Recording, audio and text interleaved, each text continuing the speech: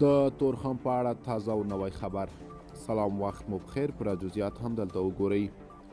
تورخم ته د ازبکستاني پلاوي سفر له افغانستان سره ترانزیت کې مرسته کوو.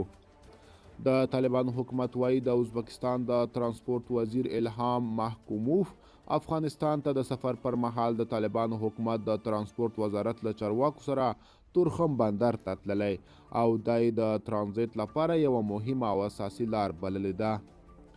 د طالبانو تر واک لاندې باختر اژانس او د ننګرهار ولایت د رسنیزو مرکز په ځینو ټویټونو کې تورخم ته د ازبکستان د ترانسپورت د وزیر الهام محکوموف او د طالبانو حکومت د ترانسپورت وزارت له چارسنبالي حمیدالله اخندزاده د سفر ځینې انځورونه خپاره کړي دي. 2 کاله وړاندې د طالبانو له بیا واکمنېدو راهیسې دا لومړی ځل دی چې یو جګپوړی ازبکستاني پلاوی تورخم ته ځي او د ترانزیت لاره ګوري. باختر اژانس پر ایکس پخواني ټویټر لیکلي ښاغلی محکوموف هیله ښودلې چې ازبکستان به له افغانستان سره ترانزیت او ملي اقتصاد کې مرسته وکړي. د ازبکستان حکومت هڅه کوي چې له افغانستان سره د ترانزیت او ملي اقتصاد د ودې په برخه کې مرسته وکړي چې افغانستان په دې برخه کې پر ځان بسیا شي.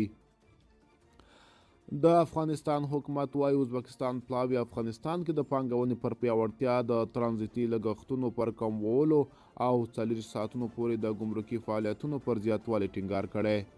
پرون شنبه اګست 26 کابل ته د ازبکستان د 30 کسیزې پلاوي رسېدلې چې له طالب مشرانو او خصوصي سکتور سره د دواړو هیوادونو د ودې اړخیزې سوداګریزې اړیکو د پراختیا او پیاوړتیا پر سر خبرې وکړي.